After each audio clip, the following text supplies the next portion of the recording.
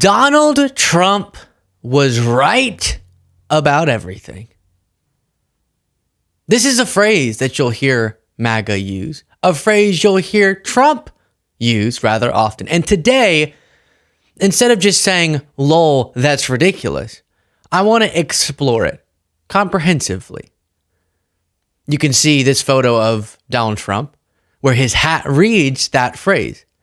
Trump was right about everything, on a hat that is the same color as his normal MAGA hat.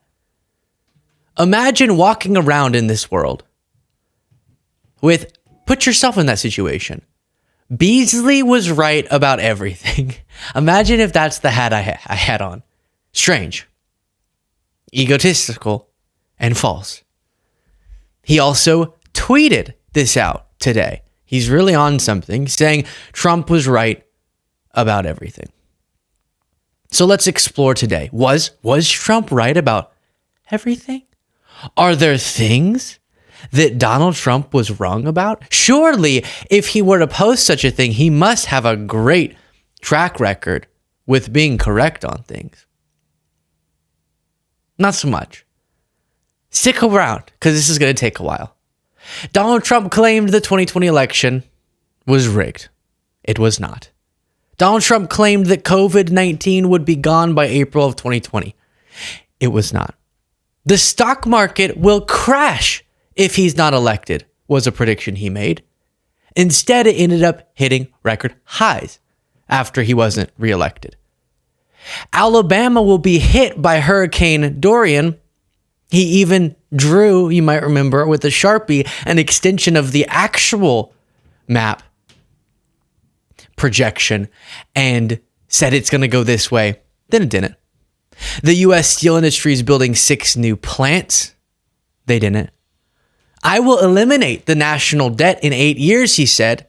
He didn't, and actually added more to the national debt than any president in American history. He claimed that Mexico would pay for the wall. They didn't.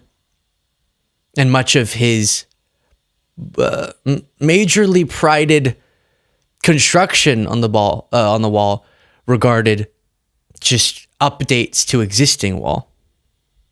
He claimed that windmills cause cancer. They do not. He said that the Chinese government pays tariffs when we impose them on U.S. companies. They don't. He claimed that his inauguration crowd was the largest ever. It wasn't. Clearly much smaller even than Barack Obama's. He said that Obama spied on his campaign. Obama did not. He suggested it may be logical to inject disinfectant to cure COVID. It wasn't. He seemed to think that the Kansas City Chiefs play in Kansas. They don't. They play in Missouri. He said that the Mueller report totally exonerated him. It did not. It explicitly said that it did not. He said that he is responsible for the largest tax cut in American history. That is not true. He said that he brought back Big Ten football. Decisions to resume football during the COVID-19 pandemic were made independently by conference officials. He claimed that America is the only country where birthright citizenship exists. Over 30 countries, including Canada and Mexico, offer birthright citizenship. He claimed that he handled COVID-19 better than any country. While he was president, we were handling it worse than most countries. He said that Hurricane Florence will be one of the wettest we've ever seen from the standpoint of water. I just wanted to include that, but it wasn't even responsible for producing the greatest rainfall. The U.S. will have 4% economic growth every year under him, he predicted. False. Growth averaged around 2.5% even pre-pandemic. He said that North Korea will denuclearize after his meeting with Kim Jong-un. They did not. He said that Obamacare would be repealed and replaced very quickly. It wasn't. He said that we'll have a vaccine by the end of summer of 2020. We didn't. He said the Democrats will lose in a red wave in 2018, not 2022, 2018. And Democrats won in a landslide. He claimed that climate change was a hoax. It is not. He has repeatedly asserted that he passed a veteran's choice when that was something implemented under President Barack Obama. He denied calling John McCain a loser when he did. He said Obama didn't leave him any ventilators when he did. The stockpile that was left by Obama did include ventilators. And then Trump's administration was, of course, responsible for handling the stockpile during the COVID-19 pandemic. Should I go on? I have more. But you get the point. So then why? Why claim such an absurd thing?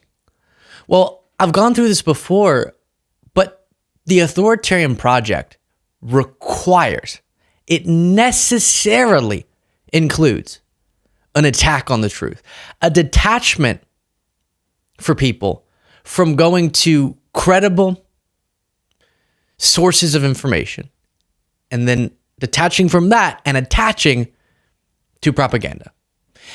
If you don't have that, people will be properly informed on the danger of your project and will deny it, will oppose it. But if you can plug people into the popular or to the proper inputs, if you can have them tuned into the proper sources of information that echo this message that Trump's always right and he's been right about everything despite him being potentially the most dishonest American politician in history, then you can follow through on some of these steps without people really understanding the danger of them. And does Trump have some master plan and that's why years ago he started attacking the truth? No.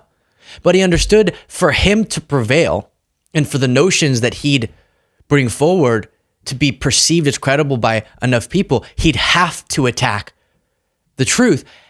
And we've seen him even admit this or get close to it.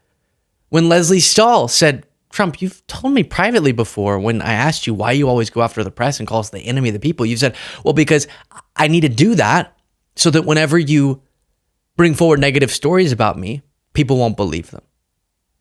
And once you have, you know how Alex Jones talks about InfoWars, and that's the name of his show, and everything is an info war, and that's really what determines political outcomes. In a sense, there's some real truth to it. Alex Jones is just waging the info war on the wrong side of this. But there is immense power, especially in politics, to information and to what's perceived to be the truth. And so when you start with something like the inauguration or the Veterans' Choice Statement or the hurricane or birthright citizenship or the Mueller report, and you just start chipping away where people see their siding with your lie as an indication of their loyalty to you. That's how they show, yeah, we don't like the libs. Okay, you might be kind of fudging, but it's just about crowd size. Who cares? But as you work that muscle, more and more outrageous lies become acceptable and become difficult to define as such for those followers. So right off the bat, some of them knew that he was lying when he was saying certain things about Ted Cruz's father being responsible for this or that. People kind of knew, I don't know if his crowd size was the largest, but he's so popular is his general point. But slowly, there's a learned behavior. And there's, as a part of that behavior, a loyalty to certain sources of information that show that they're on your team. And eventually, you actually don't know that you all are a part of the same lie. You're waving of the flag of your team.